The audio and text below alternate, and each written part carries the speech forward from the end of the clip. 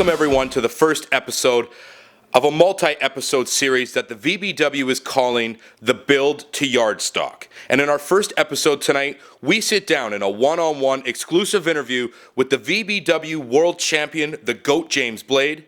My name is Mike Ranahan. James, how are you doing tonight? How do you think I'm doing, man? Look behind me. Always surrounded by gold. I can't be doing bad. I want to go to the very beginning. The VBW returns with Season 3. We're going to start with Episode 1. And in that episode, you end up having a match, a main event match, with the Dream Jimmy Dean for the vacant VBW Championship.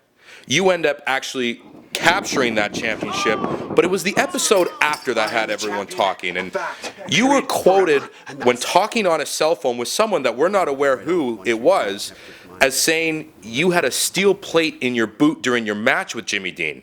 Is that true? What? I don't know what the heck you're talking about. I mean, no. I don't recall saying such thing. You specifically said on a cell phone to someone something about a steel plate. I think you're mistaken. I think you need to rewatch the show. That's not what I said. James, let me ask you this. You offered Jimmy Dean a rematch after that first match you had with him. And it's in such a bizarre twist that opportunity you give him, you take away when you cost him his match against Scott Henson. Why do that? I didn't do anything. I mean, let's be honest. He lost clean. He lost clean. But he didn't. Oh, he did. Oh, he did. Seriously, he did. I mean, you got to watch. Again, you need to rewatch the footage. That was not me. He can't get it done, period. You just can't get it done. Gave him a shot. He didn't do anything with it. I'm not quite sure you're watching what everyone else in the world is watching. Obviously not. Obviously not. I just see a loser. Couldn't get it done. James, you're presented with the new VBW championship. The organization retiring the old championship belt and giving you that one that sits behind you. Now, it was during that VBW championship presentation that you were quite rude to Sasha St. Clair. Why start your relationship with owner like that? What's the benefit to that? Well, first of all, she shouldn't even be standing in the same ring with me. I mean, I'm going to be honest here. No woman should ever be in power. She needs to get the hell out of my damn ring and let me talk. I mean, that's the truth. Get the heck out of my ring. Period. Shoot. That's quite the quote, James. It's the truth. James, what are your thoughts on the owner, T-Bone?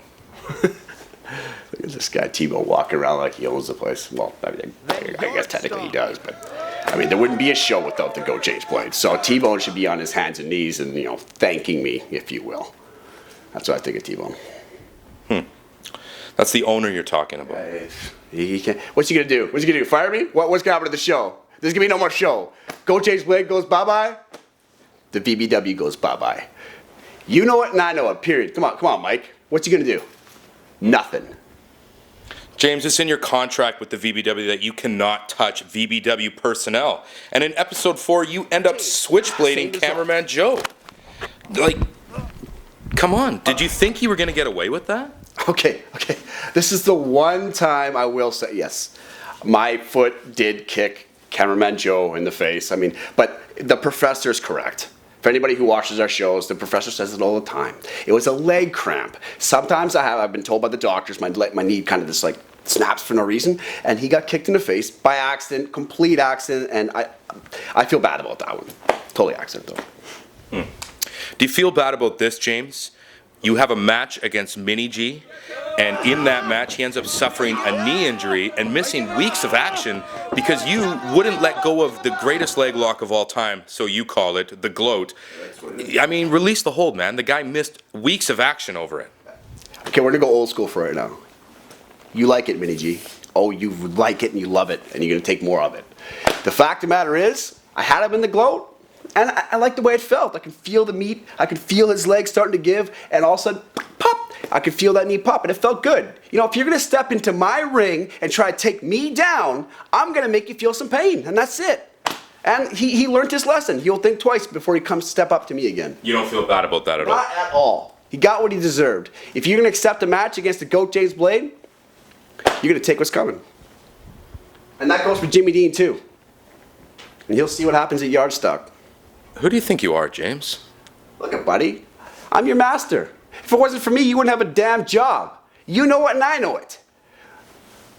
I'm your master. And guess what? All you fans sitting there right now who are watching this show, you know why you clicked it? Because you saw my face. I'm your master too. Let's get to the heart of this interview, James. Let's see that. Yardstock. Let's do that, yeah. Can I go on? Yeah, okay, go ahead, buddy. Let's get to the heart of this interview, and that is Yardstock, Backyard Wrestling's biggest pay-per-view, or biggest super show, I should say, of the year. You know, you've been forced into a rematch against the Dream Jimmy Dean, and this coming from Sasha St. Clair herself. I want to ask you, James, what do you make of the Dream Jimmy Dean, and how do you see this match going? What do you mean, what do I make? The guy doesn't even be here, shouldn't be here in the first place, let's be honest. He lost his match with me clean, and then he lost against Scott Henson clean. So what, we get 2 chances and then you get rewarded? I mean, give me a break here. It's a joke. You know what? And the fact of the matter is, it's going to go the same way all my matches do. I don't lose the big ones. You know, I retired Calamity, took his championship away.